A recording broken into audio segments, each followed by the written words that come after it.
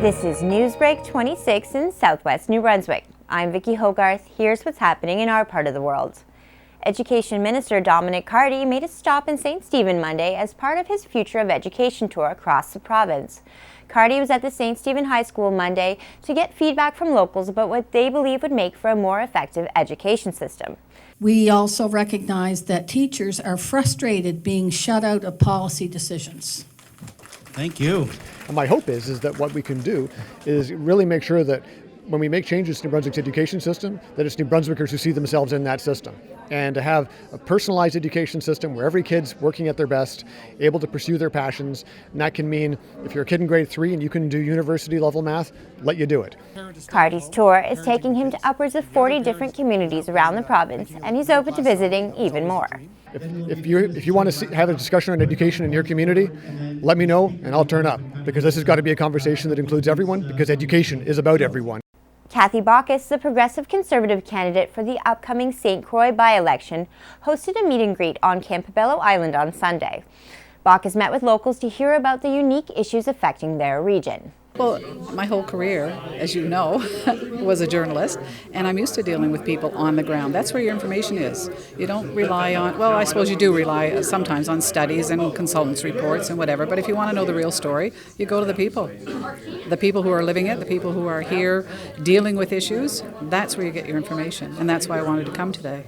Minister of Transportation and Infrastructure Bill Oliver came to the event on Campobello in support of Bacchus and to better acquaint himself with local islanders and their concerns, particularly concerns unique to living on an island without a year-round ferry service. I was surprised by some of the different opinions about the ferry itself. Also, one of the other issues that came up was the bridge, and people were expressing the concern that maybe the bridge would be closed down, that we wouldn't have a bridge. And I reassured them that the bridge will be there for many, many years to come. How politicians choose to address the need for a year-round ferry to Campobello could easily be a deciding factor when it comes to islanders casting their votes in the upcoming by-election or general election. Campobello native Justin Tinker is a member of a local committee pushing for a year-round ferry to the island. The year-round ferry and not having direct access has impacted the island both in population and through the economy. Economic engine of the island has stalled out over the last 20 years. Population's dropped by roughly a third. Meanwhile, the rest of New Brunswick, by and large, is holding steady and improving for economic growth. But we're lagging behind. No small part of that is due to the complexities of accessing the island and getting to the mainland from here. And that's part of what we hope to alleviate by securing a year-round ferry. The committee's current focus is making sure all levels of government are aware of the current issues Campobello is facing.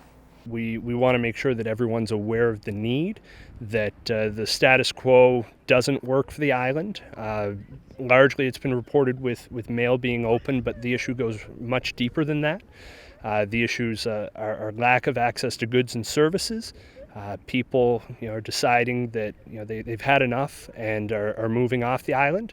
We want to reverse that trend, and part of that is making the island accessible as it would be for any other Canadian.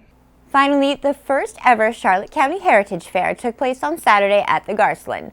Organized by the Charlotte County Archives, the event featured display booths from 16 different heritage groups from all over the county.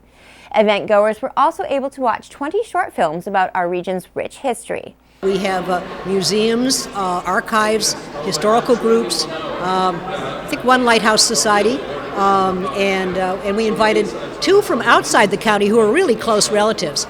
The Macadam Railway Station, from Macadam obviously, and the St. Croix Historical Society. Hundreds of visitors came out to the event, a telltale sign that the Heritage Fair will become an annual Charlotte County tradition for years to come. That's all the news I have for you. For more stories and full interviews, follow us on Facebook at CHCO.TV. A news and public affairs production of CHCO-TV, New Brunswick's only source for independent community television.